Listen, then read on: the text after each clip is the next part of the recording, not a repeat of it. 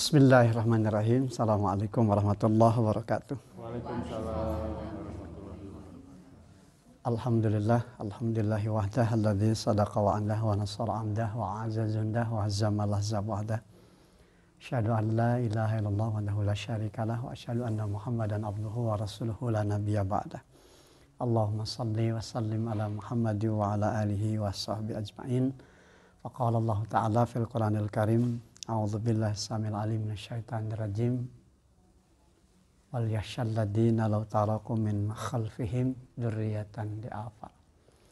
Faqala Rasulullah sallallahu alaihi wasallam, kullu mauludin yuladu al fitrah fa abawahu yuhawidanihi aw yunassiranihi aw yumajjisanihi. Bapak dan Ibu, anak-anakku yang dirahmati Allah Subhanahu wa taala, alhamdulillah kita bersyukur pada Allah. Hari ini ada kebahagiaan yang dirasakan oleh keluarga besar Pak Anton dengan dikhitannya cucu Anda tercinta ya, Nanda Tommy Erdogan. Khitan itu merupakan bagian dari tanggung jawab orang tua yang kedua setelah akikah ya. Artinya luar biasa, Islam mengajarkan kepada kita lewat khitan itu seorang anak itu sudah mulai belajar untuk siap berkorban, siap berjuang, mengeluarkan darahnya. Artinya sejak belia seorang anak laki-laki itu sudah ditampilkan sebagai sosok laki-laki yang laki-laki ya. Jadi benar-benar menjadi laki-laki sejati. Ya, keluarkan darahnya, berkorban, dan insya Allah itu akan jadi bagian mujahadah ya, perjuangan di jalan Allah. Tentu saja harapan setelah dikhitan itu bagi orang tua satu saja, soleh. Ya. Amin. Karena kalau sudah soleh itu insya Allah hal apapun yang diinginkan orang tua pasti terkabul. Hoyong pinter, hoyong tiasa jeneng, apa yang diinginkan dari pangkat kedudukan juga pasti terpenuhi. Makanya kejar dulu solehnya ya Neng. Kalau sudah soleh insya Allah apa yang menjadi harapan terpenuhi. Apalagi bagi kita seorang anak itu tentu bukan hadir semata anugerah. Ya, karena anak itu sesungguhnya juga merupakan bagian dari amanah. Makanya Al-Quran juga ingatkan kepada kita, wal yakhshal ladzina law taraku min khalfihim dzurriyyatan di'afa. Dan hendaklah takut kepada Allah orang-orang yang sekiranya meninggalkan di belakang mereka generasi dari anak-anak yang lemah. Jangan kita tinggalkan anak kita yang lemah. Bukan hanya lemah fisik gitu ya, tapi lemah dalam kaitan bagaimana dia tidak mampu nanti menghadapi tantangan zaman. Karena nanti Nanda Tommy ini akan melewati bentangan waktu yang berbeda dengan masa kita. Ya, Ali bin Abi Thalib pernah mengatakan, didiklah anakmu karena anakmu akan hidup pada zaman yang berbeda denganmu. Jadi tong disamikeun gitu nya pola asuh pola didik orang baheula zaman jadul cek neng mah dengan zamannya kita. Tapi intinya satu gitu ya, kasih sayang dan marhamah, keberkahan dari Allah ya kan, yang tujuan akhirnya tentu saja merekatkan hubungan antara seorang ayah dengan seorang anak, demikian juga seorang ibu dengan seorang anak dan pasangan suami istri. Karena anak itu kan anugerah bagi pasangan suami istri. Makanya doa juga hebat, keren doanya juga kan. Rabbana hablana min azwajina wa dzurriyyatina qurrata a'yun waj'alna lil muttaqina imama. Ya Rabb, anugerahkan bagiku pasangan hidupku, azwaj itu kan. Siapa pasangan hidup kita? Ya suami kita. Kalau seorang suami ya istrinya gitu kan. Dan keturunanku ya Allah. Dan jadikan mereka pasangan hidup kita, anak-anak kita qurrata a'yun, menjadi penenang hati dan menjadi penyenang hati. Kalau sudah menenangkan hati pasti menyenangkan hati. Makanya yang dikejar itu jangan kesenangan dulu, tapi ketenangan dulu. Karena kalau sudah tenang, bahasa Al-Quran, nanti akan hadir kesenangan. Happy-nya itu akan hadir dalam kehidupan kita. Nah, endingnya itu yang harus kita awali dari apa? Dari ketenangan. Makanya hadirnya satu bentuk ketenangan itu dari pondasi agama. Nah, oleh karena itu Al-Quran juga mengingatkan bahwa anak itu ternyata bagian dari anugerah tapi juga amanah. Ada paling tidak 4 hal yang harus jadi PR buat kita bersama, terutama tentu untuk Ibunda Tommy ya, Neng ya. Yang pertama, anak itu Neng zinatul hayati dunia. Anak itu perhiasan dalam kehidupan dunia. Bahasa orang sadang-sarang mah papaes. Kalau Ning pakai emas itu papais. Oh, papais. Sanes papais. Oh, Kalau papais mah makanan ya, papais artinya perhiasan. Kenapa dikatakan perhiasan? Karena kalau kita sudah pakai aksesoris kan seneng ya, ada kebanggaan, dan kita juga jadi pede kan kalau sudah pakai aksesoris ya kan. Makanya Quran mengatakan dalam surah Al-Kahfi 46, al-mal wal banun, harta dan anak. Yang disebut dua, harta dan anak. Zinatul hayat di dunia, perhiasan dalam kehidupan dunia. Allah tahu persis bahwa manusia itu kalau tidak dengan urusan anak, urusan harta. Makanya dalam pernikahan kalau belum hadir anak itu kadang-kadang juga bikin dagdikduk gitu ya. Ketika sudah hadir anak, alhamdulillah gitu kan. Kenapa? Ada tonggak estafet ya. Ada pelanjut regenerasi ke depan gitu kan. Siapa yang nanti akan warisinya, dan tentu saja anak-anak kita. Tapi kata Allah, bukan hanya sekedar zinatul hayat di dunia yang kita kejar, wal baqiyatu sholihatu khairun inda rabbik sawabahu khairun amala. Akan tapi amal soleh yang terus menerus itu jauh lebih baik di sisi Allah dan lebih baik untuk menjadi harapan.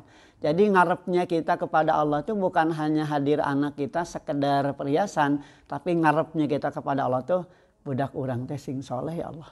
Amin. Sehingga ketika kita menyebut nama anak kita, Neng nyebut nama Tommy itu sambil dibayangkan wajahnya, dibayangkan lucunya, pika gemesenana, sanes pika keheulana nya. Pika gemesenana, kemudian hadir doa, itu insya Allah istajabah doa itu akan makin dekat dengan kita.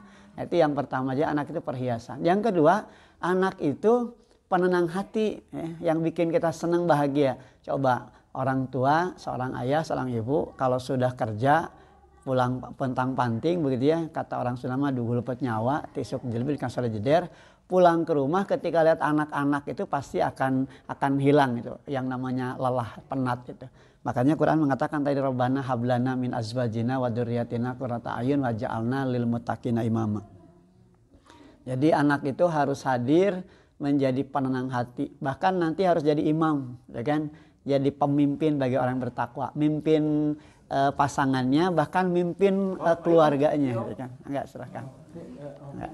Jadi mimpin keluarganya secara keseluruhan, begitu kan?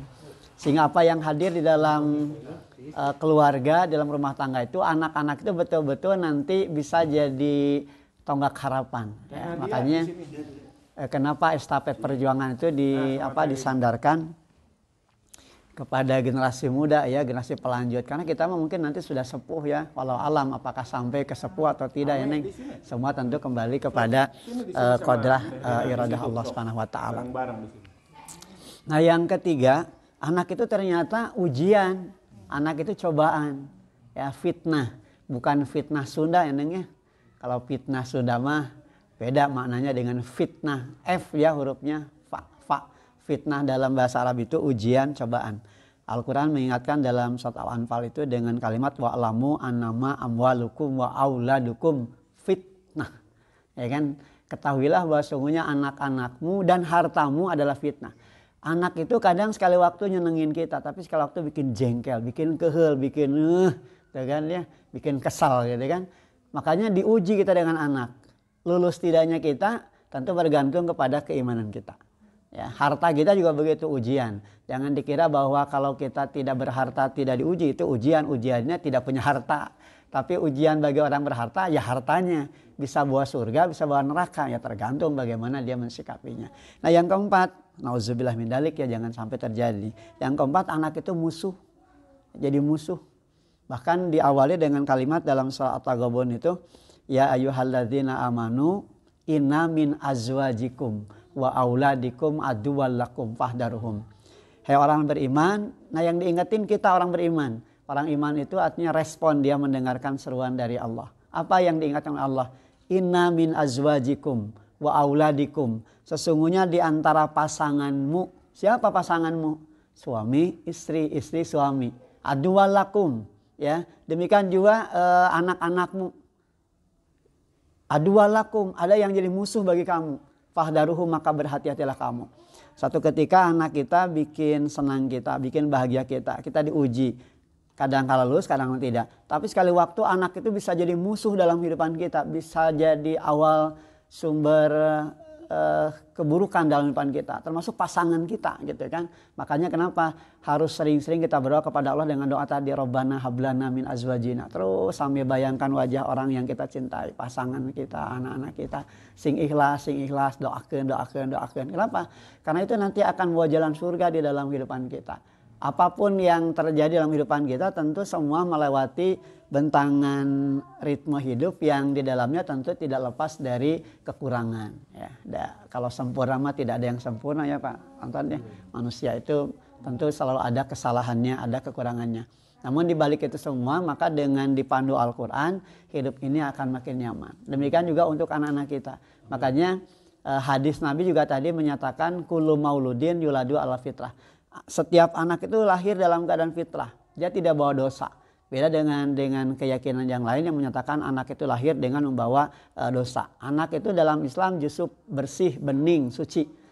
Nah, ini fa'abawahu yuhawidanihi au yunasiranihi au yumajisanihi. Karena faktor pendidikan dari kedua ibu dan bapaknya, anak itu jadi Nasrani, Yahudi atau Majusi.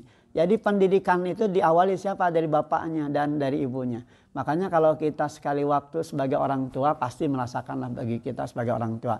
Khawatir kalau anak-anak kita tidak sesuai dengan harapan. Khawatir kalau anak-anak kita belum mandiri sebagaimana kita mandiri hidup. Bahkan khawatir kalau anak-anak kita belum soleh. Ya. Boleh nggak kita berpikir seperti itu? Boleh, bagus, fitrah. Tapi tentu saja akan keliru kita manakala kita hanya ngarep anak kita soleh, kemudian anak kita harus mandiri, anak kita juga harus betul-betul sesuai dengan harapan. Sementara kita belum sesuai harapan anak-anak kita gitu kan. Jadi sebetulnya yang harus dikhawatirkan teh kita orang tua nih, para ortu. Ya, yang harus khawatir teh kabarudak gitu ya. Bukan mengkhawatirkan anak-anak ya tentang mereka, dan mereka nanti melewati zaman yang berbeda. Bisa jadi lebih sukses dari kita. Amin. Ya kan? Betul itu. Saya rasakan betul itu dalam hidup, ternyata apa yang saya tidak nikmati dulu ternyata dinikmatinya kupun anak gitu ya. Alhamdulillah ya Allah. Oh ini berarti buah dari apa? Dari karya kita gitu. Yang penting mah kita bagaimana menjadi orang tua yang hebat, orang tua yang terbaik dengan segala kekurangan kita, dengan segala kelemahan kita, tapi yakin Allah bakal nulungan gitu kan. Setiap apa? Setiap kekuatan hidup yang kita bangun. Makanya spiritnya itu kan selalu pada saling mendoakan, saling mengingatkan, saling menguatkan. Jadi kalau kita khawatir anak-anak kita belum sesuai dengan harapan, khawatir kalau anak-anak kita belum mandiri, khawatir anak kita belum soleh, maka kita juga kudu khawatir tentang siapa? Tentang diri kita sebagai orang tua. Kita sudah soleh belum ya? Sebab ketika kita hanya berpikir anak kita sudah soleh belum ya, kemudian kita nyuruh-nyuruh anak untuk soleh, kitanya belum soleh, nanti bisa jadi dibalikkan ke budak teh. Apalagi sekarang ya, eranya era gadget, dunianya dunia milenial yang serba canggih. Anak-anak kita kan melewati bentangan waktu masa yang kadang-kadang pun informasi itu bisa lebih cepat diserap oleh anak kita ketimbang oleh kita orang tua. Nanti mungkin anak akan mengatakan, mama aja dulu yang soleh, bapak dulu yang soleh. Gitu kan, jangan nyuruh-nyuruh ade soleh gitu kan, bapak sudah soleh belum, mama sudah soleh belum. Nah ini bagian dari perjuangan. Maka tentu dengan saling mendoakan, insya Allah kita berjuang untuk jadi orang tua yang soleh, gitu kan. Agar anak-anak kita bangga dengan kita di saat ketika kita juga, kata orang Sunda mah rapku padung, rapku lemah. Ketika kita tinggal terbujur kaku jadi jasad yang tidak ada nyawa, anak kita bangga dengan kita dan anak kita mendoakan kita. Itu yang harus kita bangun. Dari siapa ya? Dari kita dulu. Yang kedua, anak kita akan sesuai dengan harapan kita, sesuai dengan apa yang kita bangun. Dan hari ini ketika Nanda Tommy Erdogan juga melaksanakan khitan sebagai bagian dari syariah agama Allah, tentu saja harapan dari ibunda tercintanya, orang tuanya juga adalah anak-anak yang aliman, solihan, mujahidan. Aliman itu apa? Aliman itu tangguh, ya, cerdas, pinter, ya kan, sakolana luhur, pinter, amin. Tapi juga solehan, soleh, mujahidan, jiwanya jiwa pejuang. Jadi menunjukkan diri sebagai orang yang struggle, orang yang kuat, siap menghadapi tantangan hidup. Sehingga ketika kita meninggalkan mereka juga sahur orang Sunda regreg gitu kan ya, kita tenang.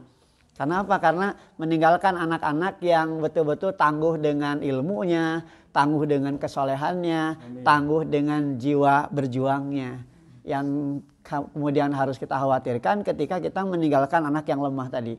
wal yasyalladzina law taraku min khalfihim dzurriatan diafa. Dan hendaklah takut kepada Allah orang-orang yang sekiranya meninggalkan di belakang kamu itu generasi dari anak-anak yang lemah.